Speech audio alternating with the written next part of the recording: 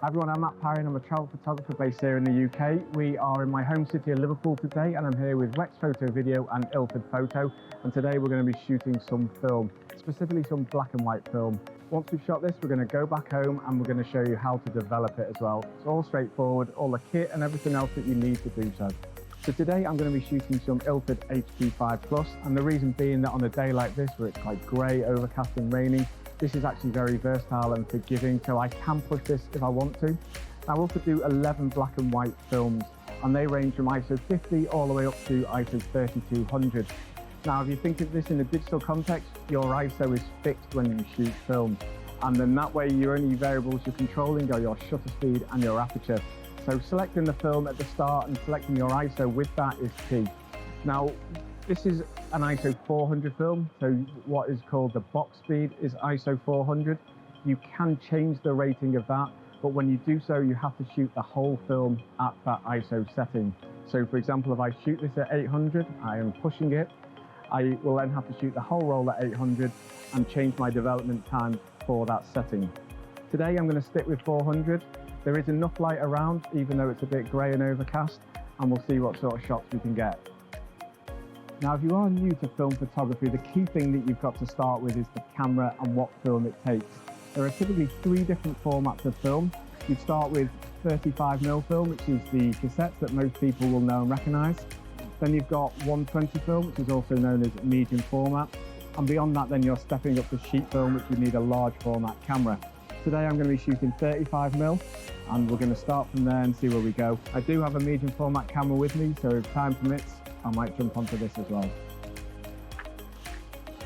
So you can see on the inside of the box, it's got your development times as well. These are also available to download on the Ilford website, but you can see the different times in the different development, even at different push and pull times as well. It also includes your processing instructions in several different languages, as well as where you can find labs and other technical information.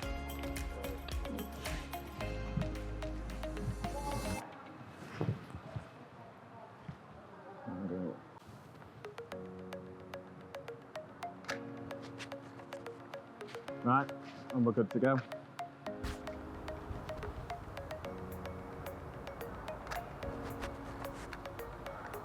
I've just taken a picture of a bride and some of the bridal party just because their colours are a bit brighter against some of the dull grey background, and also with the umbrellas it's just sort of showing some of the conditions in this very beautiful location. This is St George's Hall, but just seeing if that kind of works. Kind of like street photography, but just sort of seeing what you can see as you're walking around. Film's actually quite nice for that, particularly black and white, and just hopefully the white of the dress will contrast with some of the dull wet stone that we've got around us as well. With film, because I'm shooting this at ISO 400, I'm shooting on a 28mm lens. I typically like to shoot when I'm shooting on these older type cameras in either a 50 or a 28mm prime. So that was shot on f4, just so it's got enough light coming in, given it's quite grey and overcast. I'm normally shooting on infinity, just because then it's quite easy to focus and work that way. It's a bit of a quicker way of working, and then obviously adjusting as they get closer to you if needed. Right, we've got a nice bit of blue sky at the moment. It's actually quite rare. We've got some fast moving clouds, so I'm going to stick a yellow filter on and just see if I can get a little bit more contrast in the sky.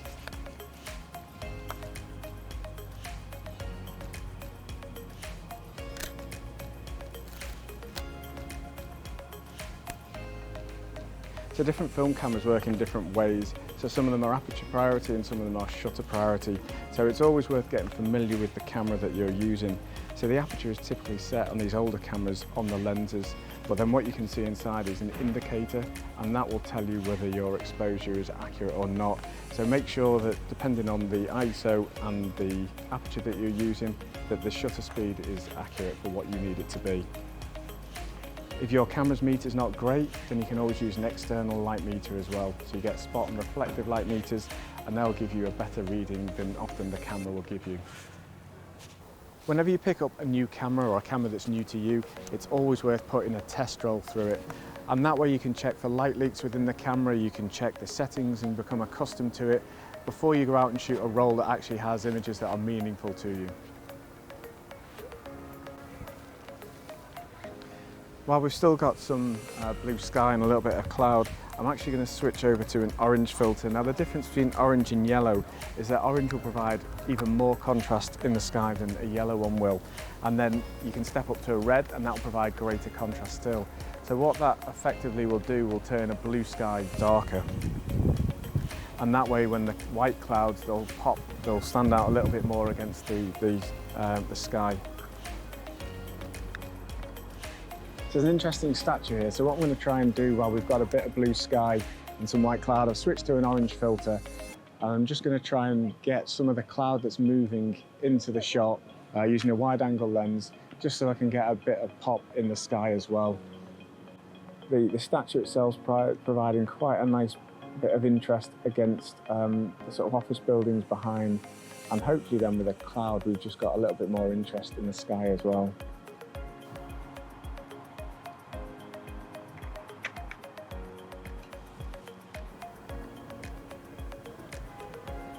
There's random bits of architecture, so it's just looking at the old church with the more modern buildings to see if this works as a shot.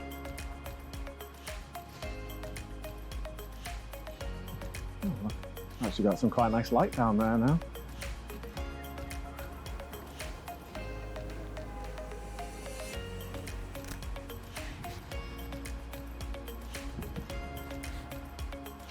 This is normally quite a nice shot, except at the moment with the breeze, there's no reflection in the basin, but yeah, on a still day you can get a really nice shot here of the Liver building and the other buildings reflected in the water.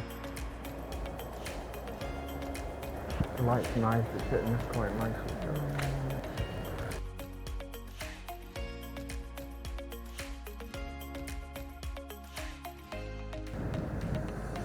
Just move a little bit.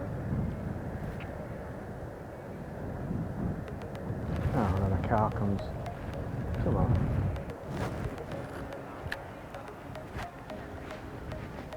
I think one of the key things when you're shooting film compared to digital is that when you're shooting digital, you're exposed for the highlights.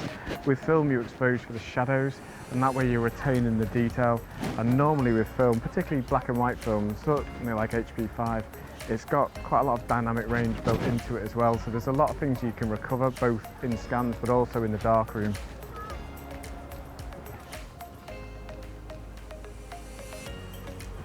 Liverpool's a great city because you've got a mixture of the old architecture, lots of Georgian architecture, and then modern buildings as well. So it's actually really good if you're into architectural photography.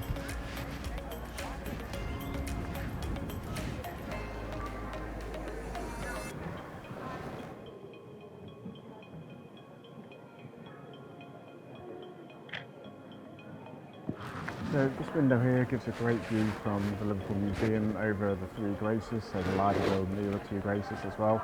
So just trying to capture some people in front of it so that there's some silhouettes, which hopefully should look quite nice if it's meted for the buildings correctly. Right, we're back inside now. I've just shot a roll of Ilford HP5 on this and Nikon FE2, and I'm just going to talk you through some of the different types of cameras that are available now if you're just getting started in film photography. So you've got these which are more modern SLR, so they're fully automatic with manual functions built in as well. So these are the closest thing you'd have to a modern digital camera. So they're really good and very affordable to get started. So you've got something like this, which is a Canon EOS 300, or this which is a 50E. And again, these are very, very affordable to get started with. You can pick them up for somewhere between £10 and £50 on eBay. If you want something a little bit more traditional, as I say, you've got something like this, the Nikon FE2 or a Canon A1. And again, these are probably a bit more of a nicer film shooting experience. So you've got more manual settings on this as well. So it's normally manual focus, frame advance with a lever on the back. And then typically when you're done shooting, instead of it automatically rewinding, there's normally a button that you press on the bottom. You lift the crank here, and you'll rewind your film in that way. So it's much more of a manual process, and that helps slow things down and really get involved and take your time shooting. If SLRs aren't your thing, there are other ways to go. So you can shoot medium format, which is something like this. This is a TLR, so a twin lens reflex. So again, you've got a taking lens and a viewing lens. And again, with this, you will look down through the top of your camera and you'll wind on using a crank on the side. So these are a really fun way to shoot, and they actually get people talking. So if you're interested in street photography or people photography, these are a good way to engage people as well. And then if you're really just getting started and you want something basic just to see if you like actually shooting film, there are disposable cameras like this, or what you'd call a reusable camera, which is effectively very similar to a disposable, but will allow you to open the back and reload a film as well. So these are probably the most affordable ways to really get started. If you want something smaller and a bit more discreet than having a bigger camera, you can go with something like this, which is a nice little compact camera as well. So there's lots of different types, ranging from very, very cheap to something like this, which is probably around £50 on eBay. You can pick up film cameras in lots of different places, from eBay, Facebook Marketplace, but typically if you want one that you know works, you're best going to a retailer that has actually refurbished these, and they'll have a nice little selection and they can talk you through which is the best one for you and your needs. So depending on the camera that you go with will depend on the film format that you need. Now what's not here, you can shoot large format cameras, which are available new nowadays as well. So people like Chroma Camera, Intrepid Camera, and you'd shoot something like this, which is sheet film. So this is 4x5 sheet film. That will give you a really nice large negative. So the next size is a medium format camera, and these will give you nice big negatives as well, anything ranging from 6x4.5 up to 6.6, 6.7, 6x9 and bigger. And that will determine how many shots you get on a roll. So a roll doesn't come in a cassette like it does in 35mm, it will come on a spool with backing paper. So it's a very nice format to shoot, but very different to this. And then most of the cameras here shoot this, which is a 135 or 35mm cassette. And again, how you load them will vary slightly between the different cameras that you use, but it's very straightforward. These are light tight, so you can do it and load it outside in most lighting conditions as well. So I shot this roll, which is Ilford HP5, which is an ISO 400 speed film. It's a very versatile film, very forgiving. We've got very mixed lighting outside with changing between light and dark. It's very raining and overcast. So this is a perfect film for these type of conditions. Now, shooting black and white is great. It's a great way to learn film photography. It's good for beginners, but also more advanced film photographers as well. And the idea is that you can process it at home very easily with some basic equipment, which I'm going to talk you through now. Processing black and white film at home is a really good way to get into film photography, and it's actually very affordable as well. So you need some basic equipment, which I'll show you here. First and foremost, you need a developing tank. So these come in different sizes. This is a double tank. And within that, you'll have a spiral. Now, these spirals can typically change to adjust size to do 35mm or 120. And I'll show you how to load one of these in a second. Then you'll need some cylinders. And what these will do is these will allow you to just measure the liquid that you'll put in, your chemicals. And again, you don't need to buy specialty ones of these. You can use household jugs as well, as long as you then don't use them for food. The best thing to do is to label them with your dev, stop and your fix. You'll need something to stir them with, and of course a thermometer, just to make sure that your temperature is accurate as well. In terms of the other elements, so you'll need some chemicals to go with it. Now, one of the things that I like to use is this, which is an Ilford Simplicity kit, because it includes pre-measured sachets. So all you do is you simply pour the contents of this into your cylinder, top it up to 600ml with water at 20 degrees, give it a stir, and that's your chemicals prepared. If you didn't want to use these and we're going to be processing quite a bit of film, then you'd go with your typical bottles or powdered chemicals. So chemicals come in two different formats, liquid or powder. The powder is more economical, while the liquid is easier to use. So you've got something like this, which is DDX or Ilfosol 3. These are both very good film developers to get started with. If you're stepping up from the sachets, then you would look for Ilfosol 3, which is basically what is contained in there. In terms of other equipment then, you'll just need something to pour water in with. You'll need something like this, which are film clips, or you can use household pegs as well. So you simply clip the film once you've taken it out, hang it somewhere, and then you use a second one at the bottom to weight it down to keep the film flat. And then you will also need something to get the film out of the canister. So you can use something like this, which is an end cap remover. You simply pop the film off, or you can use a film retriever. Both are equally good to use, so it's really down to personal preference. And then the final thing, and probably the most important, is you'll need somewhere dark to do it. So having something like this, which is a changing bag, you simply put everything you need into the bag, zip it up, fasten it, and then you put your hands in there and you can load the film into the spiral. Now, most of this process can take place in the light. The only exception to that is when you load your film onto this, and that must be done in complete darkness. So it needs to go from the film canister or the cassette onto this spiral and into the tank in complete darkness. After that, preparing of the chemicals and the actual processing of the film can be done in light. Now, all Ilford film, paper and chemicals can be picked up in Wex Photo Video stores or online, and all the guides in the stores will also be able to help tell you the differences between the films and papers and advise you which is the best one for you. So, when using a changing bag, the best thing to do is make sure you know where everything is, because this is the bit that takes place in complete darkness. So when you place stuff into your changing bag, make sure you place it in an area where you can reach things easily, but also that you know where they are. Best thing to do is to line up your spiral to these two little notches. So if you have them facing you and make sure they're aligned, you will then feed the film through. So the first thing you need to do is cut the leader off the film. Now that can be done in the light if you want to.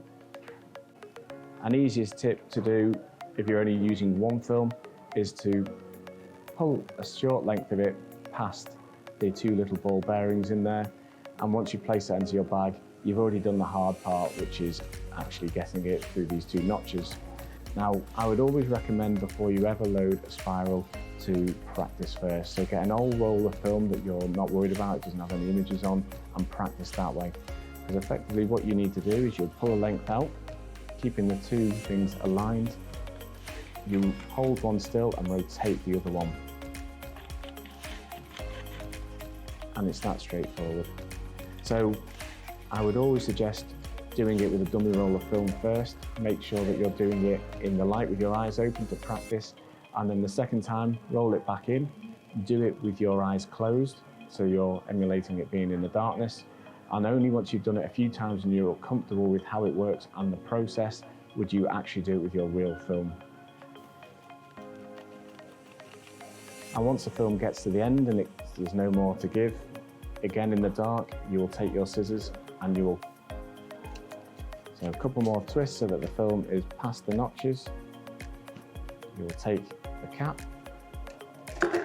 stick it into the tank, you'll take the lid and seal it in, and now this film is light tight in this container, and the rest of the process can happen in the light. The lid is optional at this point because you don't need it with everything inside being light tight. Some cameras, when they rewind the film, they do it fully into the cassette, which means that your film leader is not showing.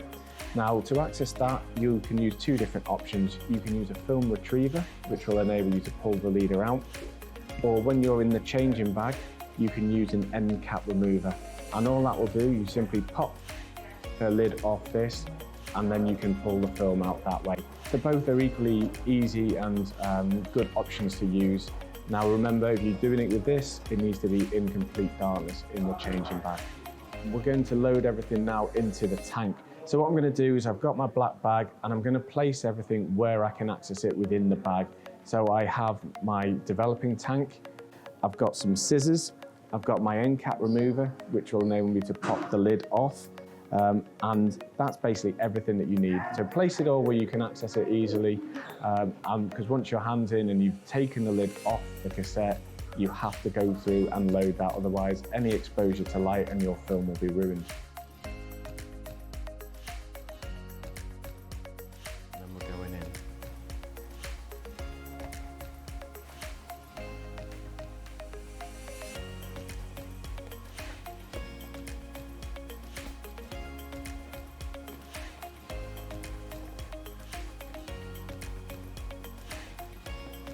So once the film is in the tank, you can prepare your chemicals, and that is very straightforward. We're going to be using the Ilford Simplicity Kit, which contains a film developer, a stop bath, a fixer, and some wetting agent. And these are pre-measured sachets. So you simply pour the contents of your sachet into a cylinder. You top it up to 600 ml using water at 20 degrees C. So you use a thermometer just to make sure that your water is the right temperature. And give it a stir with one of these stirrers. And again, that's it. Straightforward, you've prepared your dev, your stop, and your fix, and you're ready to go. Now, it's always best to prepare the three of them at the same time, and that way when you're in the developing process, it's a lot smoother and quicker to do so. Now, to make sure that my timings are correct, I'm going to use a free app called Devit. So I will program the times into the app. You can find the developing times either on the inside of the box of the film, or if you can go onto Ilford Photo's website, you can download a film processing chart which will have all your developing times in each of the different Ilford chemicals, as well as push and pull development times as well. So today we shot Ilford HB5 at box speed, which means I shot it at ISO 400, and in Ilfosol 3, which is the same as Simplicity Developer, that will give me a developing time of 6 minutes and 30 seconds. Now, once you've poured your chemicals in, to agitate, you will agitate for the first 10 seconds of every minute, or give it 4 or 5 agitations. Now, this isn't shaking it around, these are gentle agitations where you tip the tank completely upside down and back, and that will just enable the chemicals to move around inside and completely cover the film as well. If you don't want to use the sachets and you're going to be processing a lot of film, you can use bottled or powdered chemicals. At the end of your 6.5 minutes, in this case, you will pour those chemicals out of your developing tank back into some kind of container or cylinder, and you'll pour your stop bath in, and then you'll repeat again, pouring your stop bath out and pour your fixer in. And your fixer you'll typically do between 3 and 5 minutes. So I stick around 4 minutes with my fixer, and you'll do the same. First 10 seconds of every minute you agitate. Once you've used your fixer, you then need to wash. And the wash sequence can be done in different ways. You can leave it running under a tap, and once you're near the end of that, you can add a couple of drops of wetting agent, which will help the film dry smoother and streak-free. Or if you're worried about water consumption, there is a handy guide on the Ilford website which will tell you how to use water more economically.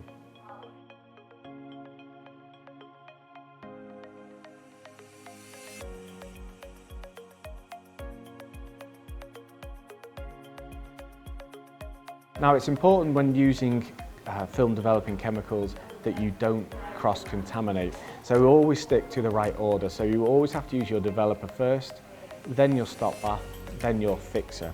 So it's key to make sure that your cylinders are labelled so you're not mixing them up.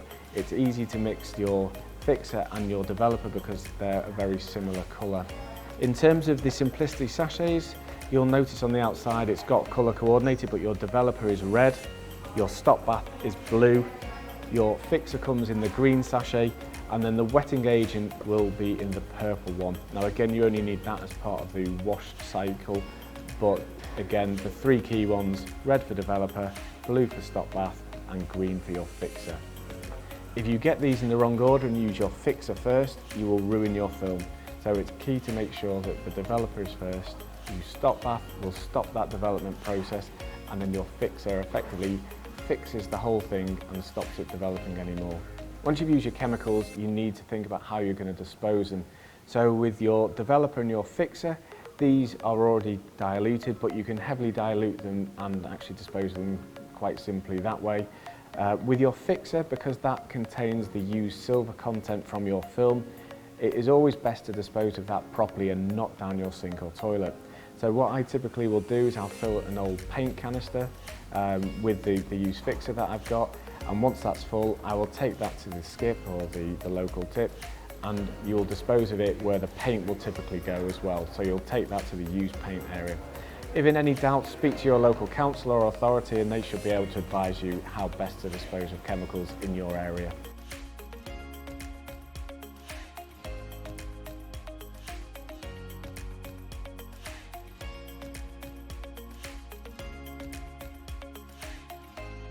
So we've finished here today in Liverpool. We've shot a roll of film, we've processed it, So I'd just like to say thanks to Wex Photo Video and Ilford Photo for having me as part of this. Some top tips to leave you with. Obviously when you're shooting film you're limited by the exposures that you've got, so 24 or 36 exposures if you're shooting 35mm film. So it always pays just to be a little bit careful about what you're shooting, check your settings, check your ISO, check your aperture, make sure that you've got everything as it is before you shoot. I tend to like to bracket some of my exposures as well, so if there's a shot that you really like, maybe take it at a couple of different settings. You know, it's worth maybe taking that extra shot, that extra frame, just to make sure that you get the image that you want. Also, as I mentioned earlier, you can shoot with things like colour filters, so if you do get a patch of nice blue sky with some cloud, you can use things like a yellow filter, an orange filter, and that will help give a nice little boost of contrast, particularly when shooting black and white. So thank you again for joining me here today. For more great content, make sure you like and subscribe here on Wex Photo Video's YouTube channel, and there'll be more of this sort of thing coming very soon. Don't forget that.